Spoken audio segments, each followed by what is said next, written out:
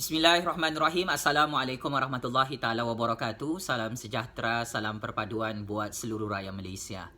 Pak cik, mak cik, datuk nenek serta anak-anak muda yang amat saya hormati sekalian. Sebentar tadi, saya Jufazli Syah Ahmad telah menyaksikan pengumuman keputusan oleh Yang Arif, Hakim-Hakim Mahkamah Rayuan di Istana Kehakiman Putrajaya yang memutuskan bahawa Tan Sri Musa Haji Aman dan 32 ahli DUN Sabah telah ditolak permohonan mereka untuk membatalkan pilihan raya Sabah yang akan diadakan bermula 12 September 2020. Saya Jufazli Syah Ahmad sebagai penganalisis politik bebas mengikuti perbicaraan dan proseding saman sivil Tan Sri Musa Haji Aman selama 2 hari berturut-turut bermula hari kemarin dan hari ini Pak Cik Mak Cik. Saya menyaksikan bagaimana Tan Sri Musa Haji Aman dan peguam-peguam beliau telah melakukan usaha yang terbaik untuk membatalkan pilihan raya Sabah. Akan tetapi, hakim-hakim Mahkamah Rayuan di Istana Kehakiman Putrajaya telah melihat keputusan TYT Sabah membubarkan Dewan Undangan Negeri Sabah adalah mengikut rule of law, adalah mengikut lunas undang-undang dan perlembagaan persekutuan mahupun mengikut lunas undang-undang perlembagaan Sabah. Dan hakim-hakim melihat bahawa tidak ada keperluan untuk membatalkan pilihan raya Sabah kerana itu memang sudah termaktub dalam pilihan raya Sabah yang mana apabila pembubaran Dewan Undangan Negeri diumumkan oleh TYT Sabah, maka jalan yang terakhir untuk menyelesaikan krisis politik Sabah adalah melalui pilihan raya. Maka Pak Cik Mak Cik Oto Arung, saya di sini ingin menyatakan bahawa saya faham keputusan yang tidak berpihak kepada Tan Sri Musa Haji Aman dan lebih 30 YB ahli DUN Sabah ini memberi sedikit kesan yang tidak baik kepada tim Tan Sri Musa Haji Aman. Saya secara peribadi ingin mengucapkan takziah dan saya amat-amat bersimpati dengan Tan Sri Musa Haji Aman dan 32 YB Adun Sabah yang berusaha dengan bekerja keras untuk membuktikan bahawa mereka mempunyai locus standi bagi membatalkan pilihan raya Sabah mengikut undang-undang dan perlembagaan.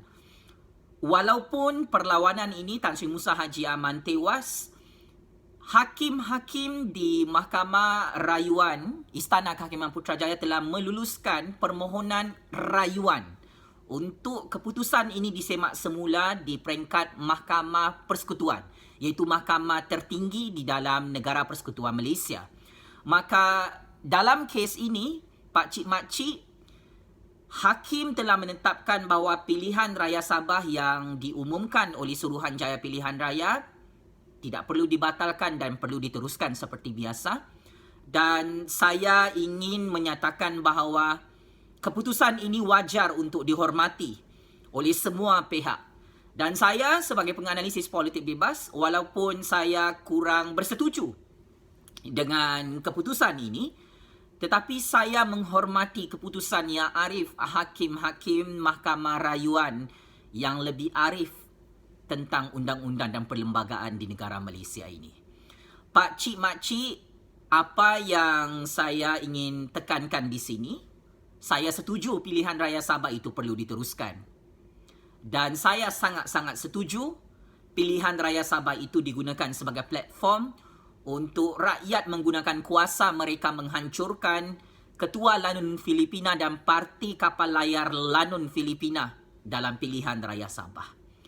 Maka Pak Cik Mak Cik, di musim coronavirus yang semakin teruk di Sabah, dalam keadaan kluster coronavirus semakin ramai di Sabah, saya mengharapkan agar pengundi-pengundi di Sabah masih hidup dan tidak mati kerana coronavirus.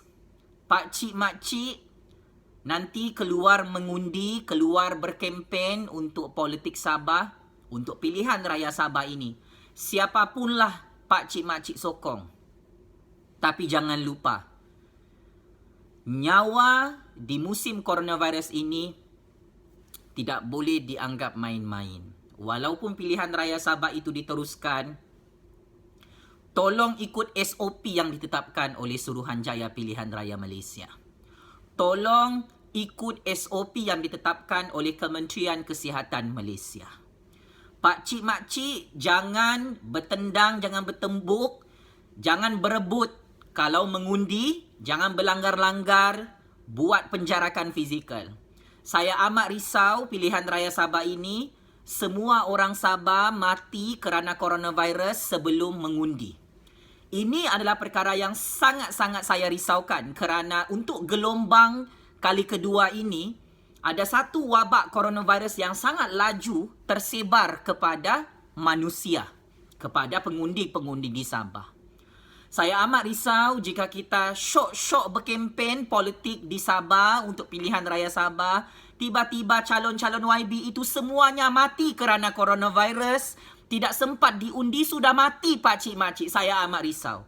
Saya juga risau pengundi-pengundi kesayangan semua parti ini mati kerana coronavirus sebelum mengundi hujung bulan September ini. Ini adalah harapan saya. Saya menghormati keputusan hakim-hakim Mahkamah Rayuan. Tetapi ada satu perkara yang perlu kita fahami, bahawa coronavirus ini membunuh nyawa orang. Ia bukan perkara main-main pak cik mak cik. Dia bukan teori Illuminati. Dia memang boleh membunuh orang. Maka di musim pilihan raya Sabah yang sudah confirm 300% ini, tolong jaga penjarakan fizikal, tolong jaga kesihatan, tolong ikut arahan kerajaan Malaysia, jaga SOP di musim coronavirus. Selamatkan nyawa anda walaupun anda semua mahu buat pesta demokrasi pilihan raya. YB, calon-calon YB, calon-calon ketua menteri Sabah, semua parti politik. Saya risau kamu semua ni mati sebab coronavirus. Belum mengundi, tak sempat jadi ketua menteri, mati coronavirus.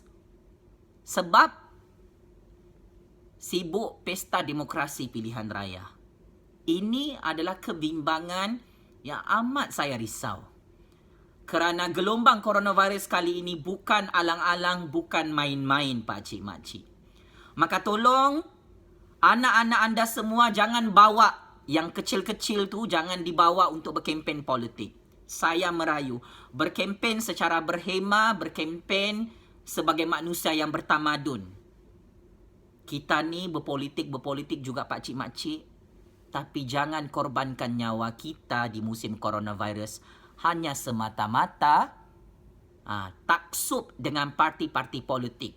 Taksub. Mau berkempen, mau bergaduh, mau mengundi. Ikut peraturan Suruhanjaya Pilihan Raya Malaysia. Saya sokong pilihan raya Sabah 100%. Saya sokong keputusan hakim-hakim Mahkamah Rayuan di Istana Kehakiman Putrajaya sebentar tadi. Saya sangat sokong untuk pilihan raya Sabah tidak dibatalkan. Kerana di sisi undang-undang dan perlembagaan, TYT Sabah mempunyai kuasa untuk membubarkan Dewan Undangan Negeri Sabah. Maka kepada Tan Sri Musa Haji Aman dan 32 ahli-ahli DUN Sabah, teruskan perjuangan. Perjuangan belum selesai. Pilihan raya Sabah ini adalah platform untuk mencatur kuasa demi menyelamatkan rakyat Sabah daripada Ketua Lanun Filipina yang menipu semua manifesto tentang hak-hak rakyat Sabah. Pilihan raya Sabah ini saya galakkan Tan Sri Musa Haji Aman dan 32 ahli YB Adun Sabah untuk bertanding dalam pilihan raya negeri Sabah. Apa-apalah parti politik. Yang pasti, rakyat Sabah perlu diselamatkan dalam pilihan raya negeri Sabah untuk tidak lagi diperbodohkan dan dikencing dan diberak kali kedua pak cik mak cik Oto Arong. Kita rakyat Sabah tidak akan pernah lupa bagaimana Datuk Seri Panglima Shafie Apdal, Parti Lanun Filipina, Pakatan Harapan, menunaikan pembodohan politik mereka di hadapan rakyat Sabah. Mereka telah menunjukkan wajah politik sebenar mereka. Mereka kata pada PRU 14 lalu, mereka jadi kerajaan, mereka bagi hak rakyat Sabah. Tapi sampai sekarang, pilihan raya negeri Sabah yang ke-15 kali. Tidak ada hak rakyat Sabah yang diberikan oleh Datuk Seri Panglima Shafie Apdal, oleh Parti Lanun Filipina, oleh Pakatan Harapan Pak Cik Mak Cik. Saya masih ingat Shafie Apdal berjanji 20% royalty minyak kepada rakyat Sabah jika beliau menjadi Ketua Menteri Sabah, jika Warisan dan Pakatan Harapan menjadi kerajaan. Tapi sampai sekarang, manifesto 20% royalty minyak ini tidak ditunaikan kepada rakyat Sabah. Bukan manifesto ini sahaja. Tanah-tanah adat kepada orang-orang Sabah yang tanah dia bagi tu sudahlah tanah palsu. Dia boleh rampas geran tanah tu balik. Lepas tu orang-orang dia saja dia bagi. Ahli-ahli parti warisan saja dia bagi. Kalau kau bukan warisan, kau tidak dibagi. Pak Cik Mak Cik, tanah adat orang-orang asal Sabah perlu lawan kali ini dalam pilihan raya negeri Sabah. Kalau Pak Cik Mak Cik tanya dengan saya, terlalu banyak penipuan manifesto PRU 14 lalu oleh Shafie Apdal, oleh Parti Warisan dan Pakatan Harapan yang tidak boleh dimaafkan. Ini adalah platform terakhir kuasa keramat rakyat Sabahan untuk mengajar Shafie Apdal bahawa adalah sangat sakit pada jiwa rakyat Sabahan yang ditipu dengan manifesto hak-hak rakyat Sabah dalam Perjanjian Malaysia 1963 tidak ditunaikan sampai sekarang. Sangat sakit rakyat rasa. Di musim coronavirus ini, Shafie Apdal, Warisan dan Pakatan Harapan kata, orang-orang miskin, rakyat-rakyat di Sabah jangan mengharapkan bantuan kerajaan. Pak Cik Mak Cik, kita tidak pernah lupa apa Shafie Apdal tu Dr. Mahathir, Warisan dan Pakatan Harapan cakap dengan rakyat macam kita. Mereka kata, jangan mengharapkan bantuan kerajaan. Maka saya ingin tegaskan kepada Datuk Seri Panglima Shafie Apdal dan YB serta calon-calon YB, Warisan dan Pakatan Harapan. Jangan kamu mengharap undian daripada rakyat Sabahan.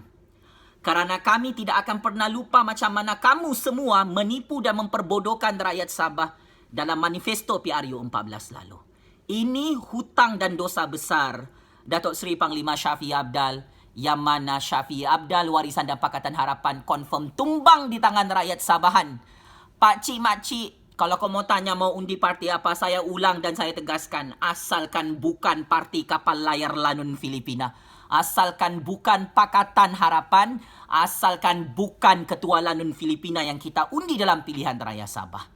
Saya tegaskan, saya sebagai rakyat Malaysia, sebagai rakyat Sabahan, sebagai pengundi di Sabah pada pilihan raya kali ini, saya akan tunjukkan kepada Shafie Apdal bahawa macam mana rakyat boleh kasih tumbang kerajaan sebelum ini, kami juga boleh kasih tumbang kerajaan Lanun Filipina di Sabah. Kami tidak mahu Ketua Lanun Filipina itu menjadi Ketua Menteri Sabah untuk Sabah itu dijual kepada Filipina. Pak Cik Mak Cik, checkmate and game over. Terima kasih.